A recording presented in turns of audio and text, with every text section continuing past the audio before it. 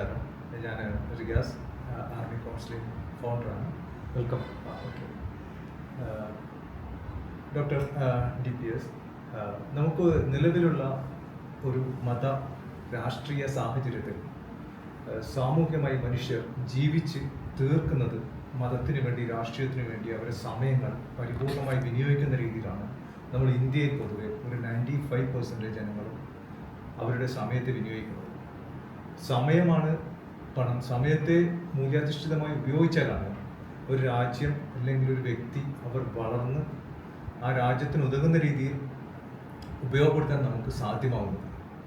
ഇത്തരം ആളുകളുടെ ചിന്തകളെ ചെറുപ്പം മുതൽ മതമോ രാഷ്ട്രീയമോ സ്വാധീനിക്കുകയും അവരുടെ ദിശാബോധത്തെ പലപ്പോഴും മറ്റു വഴികളിലേക്ക് കൺവേർട്ട് ചെയ്യുകയും ചെയ്യുന്നത് നമ്മൾ പൊതുവെ കാണാറുണ്ട്. ഇതിൽ നിന്നൊക്കെ വിഭിന്നമായി മനുഷ്യരുടെ കൃത്യമായ ഒരു വികസനത്തിന് സൈക്കോളജിയിലൂടെ അല്ലെങ്കിൽ ന്യൂറോ സയൻസിലൂടെ എങ്ങനെ സാധ്യമാകും? നമ്മുടെ productivity beyond religion, beyond political situation, അതാണ് ചോദ്യം. സാധാരണഗതിയിൽ ഹൈലി പ്രൊഡക്റ്റീവ് ആയിട്ടുള്ള ആൾക്കാർ അവരുടെ ആറ്റിറ്റ്യൂഡ് വളരെ സെറ്റാണെന്ന് വിചാരിക്കാം, അവരുടെ സ്കില്ല് വളരെ പവർഫുൾ ആണെന്ന് വിചാരിക്കാം, അവരുടെ എൻവിറോൺമെൻറ്റ് അവരെ ഇൻഫ്ലുവൻസ് ചെയ്യും, അല്ലെങ്കിൽ ആ എൻവിറോൺമെൻറ്റ് എവിടത്തേക്കാണോ അവർക്ക് വേണ്ടത് അവിടത്തേക്ക് അവർ മൂവ് ചെയ്യും. എൻ്റെ ഒരു ബേസിക് പ്രിൻസിപ്പിൾ ഉണ്ട്, performance P = attitude A, skill S plus opportunity O എന്നാണ്. അപ്പം ഞാൻ ഓപ്പർച്യൂണിറ്റി കണ്ടെത്തുന്നത് എൻ്റെ സ്കിൽ എവിടെ യൂസ് ചെയ്യാൻ പറ്റും, അതെങ്ങനെ പ്രൊഡക്റ്റീവ് ആക്കാൻ പറ്റും, എൻ്റെ പെർഫോമൻസ് എങ്ങനെ ഹൈ എൻഡിൽ എത്തിക്കാൻ പറ്റുന്നതാണ്. ആരെയാണ് നമ്മൾ ഈ ഓപ്പർച്യൂണിറ്റി അല്ലെങ്കിൽ എൻവിറോൺമെൻറ്റ് എങ്ങനെയാണ് ഇൻഫ്ലുവൻസ് ചെയ്യുന്നത്? സെറ്റ് ആറ്റിറ്റ്യൂഡ് ഇല്ലാത്തവരാണ് അവർ. ഇതല്ലെങ്കിൽ മറ്റൊന്നെടുക്കും. അപ്പോൾ അവർക്ക് റിലീജിയസ് ആയിട്ടുള്ള ആൾക്കാരെ എങ്ങനെ ഇൻഫ്ലുവൻസ് ചെയ്യുന്നു എന്ന് ചോദിച്ചു കഴിഞ്ഞാൽ he has not grown to that level. Maturity വരാത്തവരാണല്ലോ ബാക്കിയുള്ളവരുടെ ഇൻഫ്ലുവൻസിൽ പെടുന്നത്. അപ്പോൾ എനിക്ക് വളരെ ഫോക്കസ്ഡ് ആയിട്ടുള്ള ആക്ടിവിറ്റി ഉള്ള ഒരാളാണെങ്കിൽ ഇവിടെ എന്ത് നടക്കുമ്പോഴും ഞാൻ ബോധമാണ്. എനിക്ക് ഓർമ്മയുണ്ട്, ഞാൻ ഏറ്റവും നല്ലൊരു ക്യാമ്പസിൽ നല്ല അടി നടക്കുകയാണ് ഞാൻ ക്ലാസ്സിൽ പുറത്ത് 2 പാർട്ടിക്കാർ. ഞാൻ പറഞ്ഞു, ഈ ക്ലാസ്സിൽ ഒരുത്തൻ അങ്ങോട്ട് നോക്കിയാൽ അപ്പം പുറത്താണ്. ഒരാളും നോക്കിയിട്ടില്ല. ആദ്യം അവിടെ അടി നടക്കുമ്പോൾ സാധാരണ രീതിയിൽ എന്താ ചെയ്യുക? കോളേജ് ക്യാൻസൽ, ക്ലാസ് ക്യാൻസൽ, അങ്ങനെയല്ലേ ചെയ്യും. ഞാൻ തിരിച്ചായിരുന്നു. അത് കഴിഞ്ഞ് പ്രിൻസിപ്പൽ ക്ലാസ് എടുത്തിരുന്നില്ല മാഷ്. ഞാൻ എടുത്തില്ല. പുറത്ത് എന്ത് നടന്നാലും ഞാൻ ഫോക്കസ്ഡ് ആണെങ്കിൽ എൻ്റെ കൂടെയുള്ളവരൊക്കെ ഫോക്കസ്ഡ് ആവും. ഞാൻ ഹൈലി പ്രൊഡക്റ്റീവാണ്. കുറേ ആൾക്കാരുടെ ബിസിനസ് എന്ന് പറയുന്നത് തന്നെ റിലീജിയൻ, കുറേ ആൾക്കാരുടെ ബിസിനസ് പൊളിറ്റിക്സുമാണ്. അവർ അത് പെർഫോം ചെയ്യുന്നത് നന്നായിട്ട് ചെയ്യുന്നു. ഇപ്പോൾ കേരളത്തിൻ്റെ ഒരു എക്സാമ്പിൾ വെച്ചിട്ടാണല്ലോ പറയുന്നത്, മലയാളത്തിൽ സംസാരിക്കുന്നത്. പക്ഷെ ഇതേ ആൾക്കാർ നമ്മുടെ ശ്രീനിവാസൻ്റെ സിനിമയിൽ ഇവിടെ കുറേ ഇൻഗുലാബ് സിന്ദാബാദ് വിളിച്ചിട്ട് അയാൾ അവസാനം ഗൾഫിൽ പോയ സമയത്ത് എന്തായി സ്ഥിതി? അത് നല്ലൊരു സിനിമയാണ്, വളരെ ബ്യൂട്ടിഫുൾ ആയിട്ട് എടുത്തിട്ടുള്ളൊരു കഥയാണ്.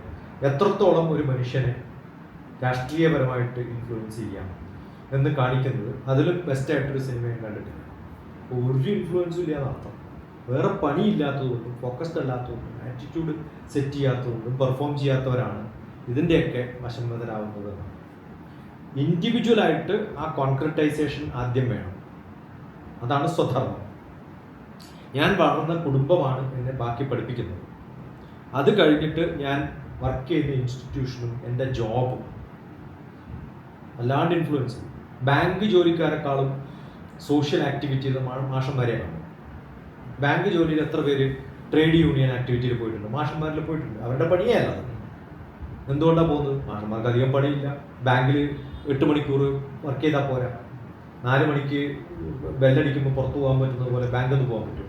പറ്റില്ല. LIC ഇൻഷുറൻസ് ഏജൻസി അവർക്ക് 24 മണിക്കൂറും പണി ചെയ്താലേ ചിലപ്പം അവരുടെ ടാർഗറ്റ് $1 മില്യൺ റൗണ്ട് ടേബിൾ കോൺഫറൻസിനൊക്കെ ഞാൻ ക്ലാസ് എടുക്കുമ്പോൾ കണ്ടിട്ടുണ്ട്. $1 മില്യൺ ബിസിനസ് ചെയ്തതാണ് കേരളത്തിൽ മാത്രം. അവർക്ക് ഈ രാഷ്ട്രീയത്തിന് സമയം ഉണ്ടാവില്ല. അപ്പോൾ ഫോക്കസ്ഡ് അല്ല എന്നുള്ളതാണ്. മൂന്നാമത്, നമ്മൾ വളരുന്ന ഒരു പൊളിറ്റിക്കൽ സിറ്റുവേഷൻ ഉണ്ട്. അത് ഓൾറെഡി വളട്ടയിലാണ്. അപ്പോൾ നമ്മൾ അറിയാണ്ട് പെട്ടു.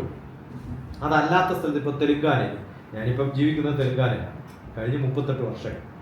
അവിടെ ഇതുവരെ ഒരു ദിവസം ബന്ദ്, ഒരു ദിവസം ഹർത്താൽ, ഒന്നും നടന്നിട്ടില്ല. ഇനി ഇന്ത്യയിൽ ആകെ വളരെ സമ്പന്നമായി ഇതൊക്കെ വിജയിച്ചു എന്നൊക്കെ പറഞ്ഞ് ന്യൂസ് വരുമ്പോഴും അങ്ങനെ ഒരു സംഭവം ഉണ്ടായിരുന്നു നമ്മൾ പിന്നെ അറിയാം. ഇതൊന്നും ബാധിക്കാതെ ഫുള്ളി പ്രൊഡക്റ്റീവായി ഫുള്ളി ആക്റ്റീവായി ജീവിക്കുന്ന കുറേ സ്ഥലങ്ങൾ ലോകത്തുണ്ട്. നമ്മുടെ ഇന്നത്തെ കേരളത്തിലെ പൊളിറ്റിക്കൽ സിറ്റുവേഷനിൽ ഒന്ന് ഫോക്കസ്ഡ് അല്ല, ഒന്ന് ആറ്റിറ്റ്യൂഡ് സെറ്റ് നല്ലവരൊക്കെ സ്ഥലമുണ്ട്. ഒരുവിധം ബിസിനസ് ചെയ്യാൻ പറ്റുന്നവരൊക്കെ പുറത്തു പോകും, ബിസിനസ് ഓപ്പർച്യൂണിറ്റീസ് ഇല്ല. ഇപ്പം ഹർത്താൽ ഉണ്ടായിരുന്ന ദിവസം ഞാനന്ന് തിരുവനന്തപുരത്ത് നിന്ന് കൊല്ലത്തേക്ക് വരികയാണ്. ഒരു കാര്യമില്ലാത്ത അഞ്ചരക്കണ്ടിയിലുള്ളൊരു പ്രശ്നം വെച്ചിട്ട് കൊല്ലത്ത് ഹർത്താൽ നടക്കുന്നതിൻ്റെ കാര്യം മനസ്സിലാക്കി. നമുക്ക് കൃത്യമായിട്ട് പോകാൻ പറ്റി, കാരണം സൈഡ് റോഡ് വഴിയൊക്കെ പോയി മെയിൻ റോഡ് ബ്ലോക്ക് ചെയ്തു. എത്ര പേര് ബുദ്ധിമുട്ടിയിട്ടുണ്ടാവും. എന്തുകൊണ്ടാണ് അതുകൊണ്ട് ചെയ്യുന്നതെന്ന് ചോദിച്ചാൽ ബുദ്ധി ഇല്ലാത്തത് കൊണ്ട്, പ്രൊഡക്റ്റീവ് ആവാൻ ആഗ്രഹമില്ലാത്തത് കൊണ്ട്, ഇത് മാത്രം ശമ്പളത്തിന്